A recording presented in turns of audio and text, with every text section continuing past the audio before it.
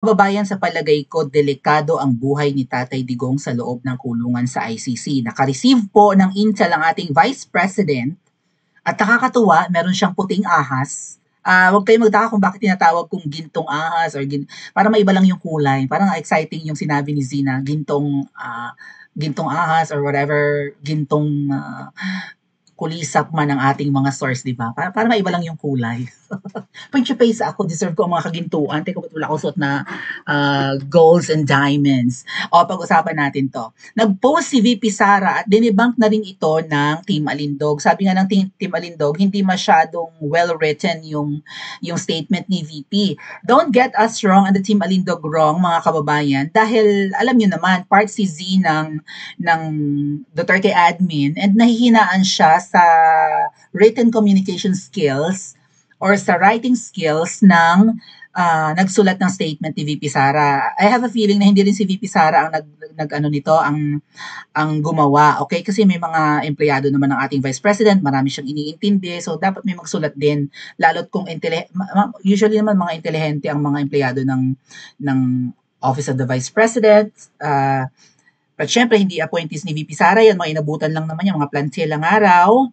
And sabi ni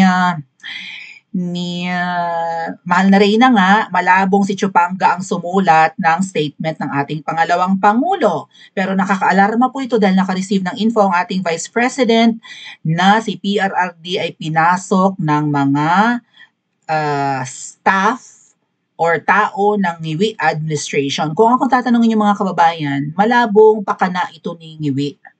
Knowing Ngiwi na mahilig lang sa pasarap sa buhay, 'di ba, mahilig sa concert, sa fashion show, sa party, laklakan, pulburon, malabo na diskarte niya ito. Sa akin palagay, mga kababayan, diskarte ito ng babaeng ahas. Bakit naman yung ating thumbnail ay nyonyompalin ang peslak ni Anis, ni Ma'am Shikols? May lamok yata sa mukha si Ma'am Shi. Lamok na, hindi nanunal, ano? So, nag-post si VP Sara kanina, like 2 hours pa lang, nakakalipas pala, mga kababayan. And luckily, si 167 nga ay part ng GC ng OVP na inalisan ko kasi nandun si Libag.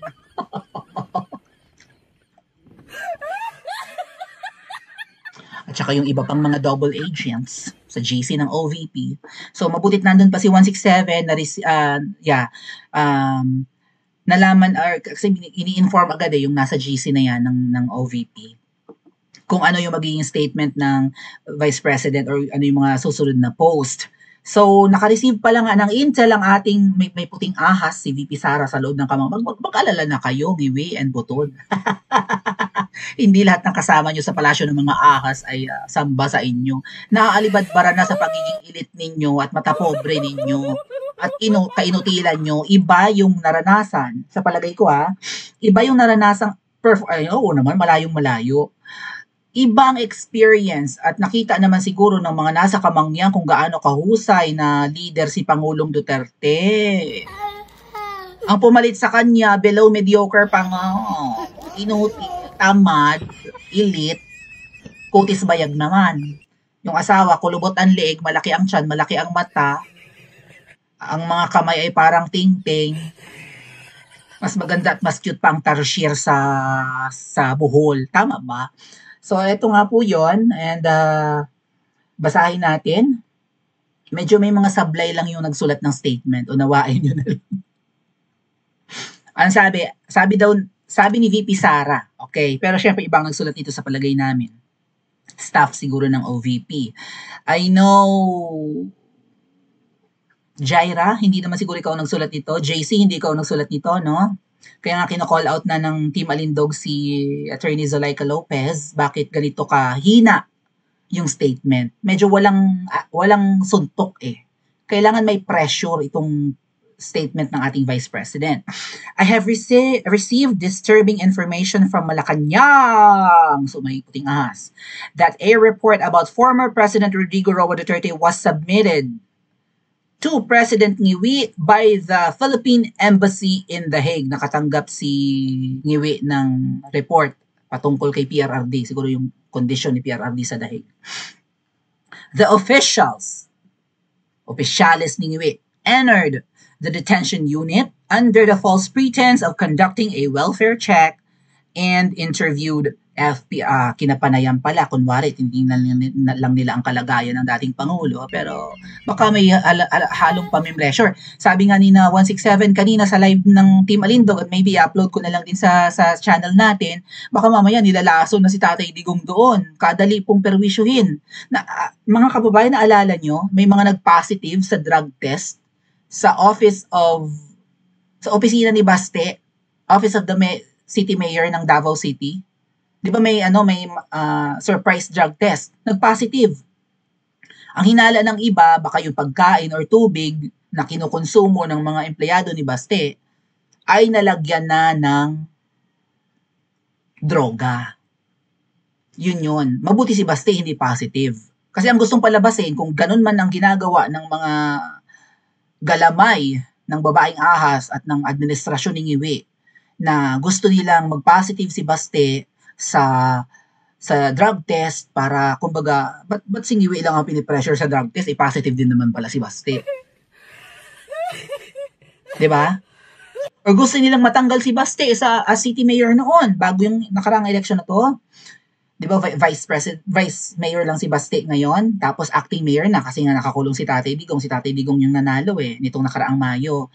So, last year, 2024, nagkaroon ng surprise drug test, di ba? Mandatory drug test sa City Hall ng Davao City, Davao City, Office of the Mayor. May mga nagpositibo sa droga.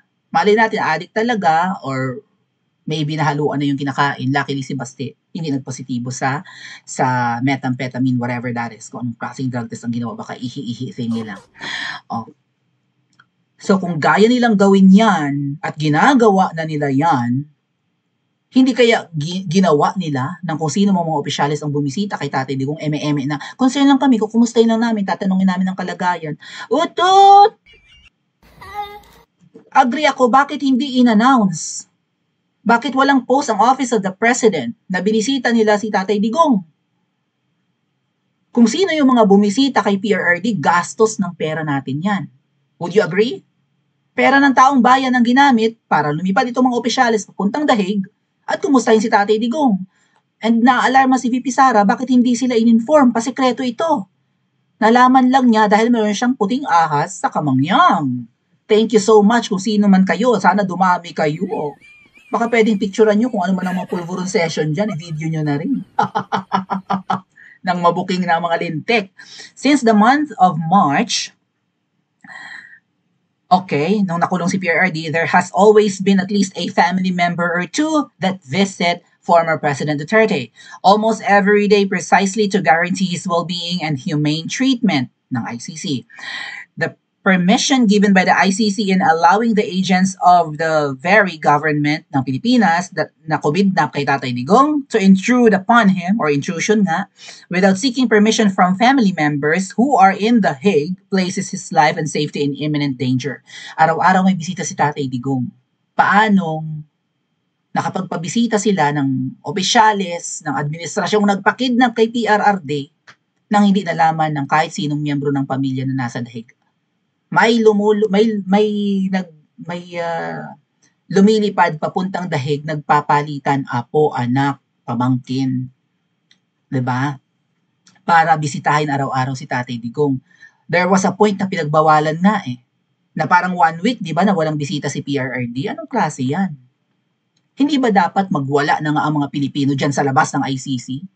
Dapat diyan na mag-people power nga lang at may mga sabotahe. Yan, Team Alpotera, sabotahe yan, yung pinag-uusapan namin kanina. If such sham welfare checks are allowed to continue, then the ICC and the Philippine government must be prepared to answer fully and directly for any harm that comes, kung ano man ang mangyari kay Tatay Digong, pananagutan ng ICC at ng gobyerno ng Pilipinas. Biro mo, nagpadala ng opisyalis, wala tayong kaalam-alam, kahit ang mga kamag-anak lang ni Tatay Digong.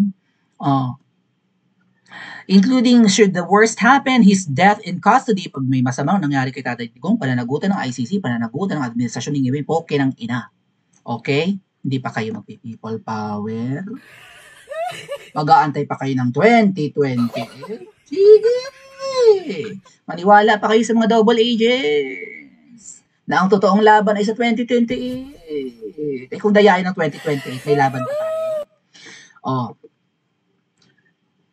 These are nothing but orders of President Marcos disguised as consular functions, and we strongly object to such visits. PRD does not need you. Hindi kayo kailangan ni Tatay Digong na bumisita ng mga poke ng ina ninyo. Dahil, simple lang yan mga kababayan. Bakit papayagan ng pamilya na bumisita ang mga nagpakidnap at namerwisyo? Halimbawa, ano bang pwede nating analogy dito? Halimbawa,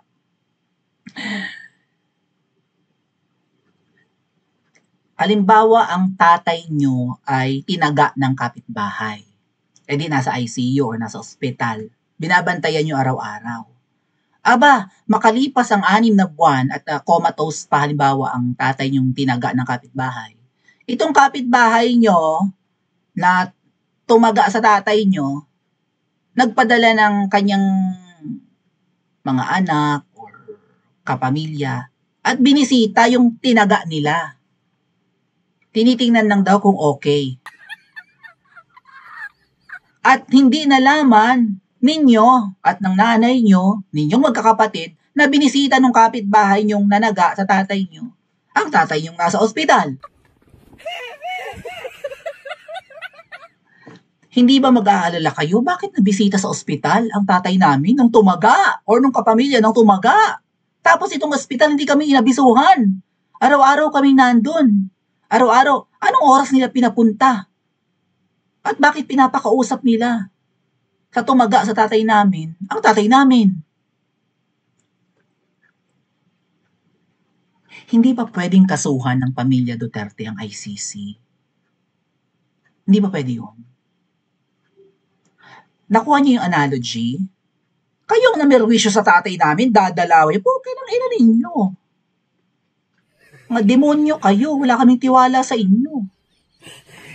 Walang kasalanan sa iyo ang tatay namin. Hindi kayo nagawa ng masama, nagsalita lang ang tatay namin na addict ka. Sasabi lang naman ang totoo. Pinakidnap nyo na. Tapos ay dadalaw kayo nang wala kaming kaalam-alam. Dapat nga abisuhan si na Ma'am Hanilet dyan, tsaka si Ma'am Elizabeth, lalo na si VP Sara. Halimbawa, si Ngiwi, kukontakin niya si VP Sara, imposibleng wala silang direct communication, ano? Hindi pa naman siguro binablock ni VP Sara ang number ni Ngiwi. Or padala siya ng emissary. Dadalawin namin ang tatay mo, nag-aalala kami sa tatay mo. Pasensya na at tinaga namin yung tatay mo na ospital tuloy. Dadalawin lang namin ha, magpaalam ka. Dahil sa oras namin mangyaring masama, sa naka-confine sa ospital na tatay na tinaga nyo, kayong mga nanaga at namerwisyo, pati ang ospital ang mananagot. Yun ang meaning ni VP Sara. President Marcos should know that we have several overseas Filipinos around the world detained, distressed, abandoned, or neglected who have not had the benefit of a single welfare check from the Philippine government. They need you but you have failed them. Halimbawa, may mga nakakulong sa Middle East na OFWs. Pinaratangang nagnakaw or whatever, or maybe nag-TNT, nag-overstay, illegal ang employment, kinulong. Halimbawa, sa Middle East. Hindi mo nga mapadalaw ang mga opisyalis mo sa OFW na tinatawag yung bagong bayani. Eh dapat yung pasalamatan yung mga OFWs na yun na kung hindi dahil sa remittance nila sa Pilipinas, hindi makakaahon sa hirap at hindi makakasurvive ang mga kapamilya dahil inuutil ang gobyerno. Hindi nyo man lang mapasalamatan yung naperwisyong OFW na yun, gusto lang maghanap buhay, nakulong pa. Hindi nyo madalaw, tapos itong pinerwisyo nyo, dinalaw nyo. Anong motibo nyo? Anong pakay nyo? We Filipinos deserve better. Dito na hinaan si Z, si Mahal na Reyna, dito sa last statement, we Filipinos deserve better. Hindi kasi dapat ganito mag-end lang na parang generic ang statement ni VP Sara. Sabi ni Z, we demand an explanation. After all, kung sino man yung mga opisyalis na lumipad papuntang The Hague, for sure ang ginamit dyan ay pera ng Pilipinas or pera ng mga Pilipino. Buwis ng taong bayan. Aba, nakabiyahe kayo nang wala kaming kaalam-alam? Ano yan, official visit or what?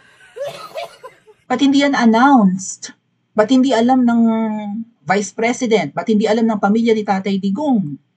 Malay natin, bina-blackmail na pala si PRRD sa loob. Umamin ka sa krimen na ginawa mo at wala kaming gagawing perwisyo sa mga anak. Malay nyo, may pinapakita na silang mga pictures. Oh, alam namin tinitira ng anak mo.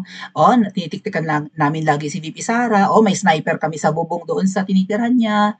Sige, aamin ka hindi. Bangbang ang anak mo. Malay natin, ganun na yung usapan. Eme-eme na binibisita.